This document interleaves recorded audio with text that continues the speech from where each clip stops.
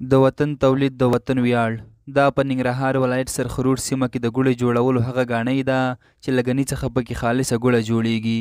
د یادې ګاڼۍ ګوړه نه یوازې دا چې په جلال آباد کې پلورل کیږي، بلکې د افغانستان مختلفو ولایتونو ته لیږدول کیږي. د ګاڼۍ مسؤل چې دا یې 4م کال دی چې ګاڼۍ یې جوړه کړې او ګني ورته د کامې ولسوالۍ څخه راوړي. نوموړي له خپل کار څخه خوښي وښوده او زیاته یې کړه چې یو تعداد خلکو ته یې د کار زمینه برابره کړې. ګوړه خو د ګني نه جوړیږي.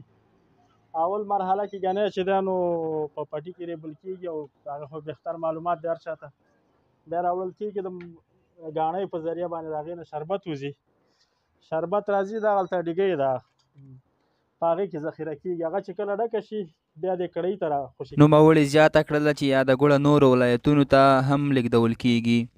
ولایتونو ته هم وړل کېږي، قندهار ته، خوست ته، ګردیز ته. پوه شوې؟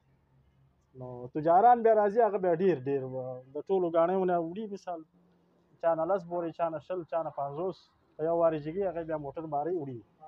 د ګاڼۍ یو بل کارکوونکی چې د اور بلولو دنده په غاړه لري خواښ او وایي چې د همدې کار له امله خپلې کورنۍ ته نفقه برابروي. نوموړي زیاته کړه چې د ګاڼۍ د سیزن وروسته نورو شاقه او سختو کارونو ته مخه کوي. یاره زما خو دا 4م سیزن دی چې کار کومه، خو فی الحال داسې فکر وکړه چې 6 ورځې به کېږي چې راغلي کار هم شروع کړی. مونږ خو روزانه داسې 14 ساعته 15 ساعته پورې کار کوو، ځکه دا خو ګاڼۍ خو داسې حساب دی، داسې پروګرام دی چې شپه ورځ کاري.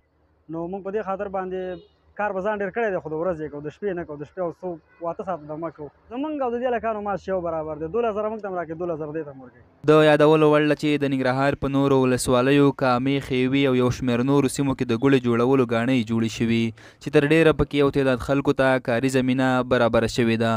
عرفان الله صافی، سیمه نیوز، ننګرهار.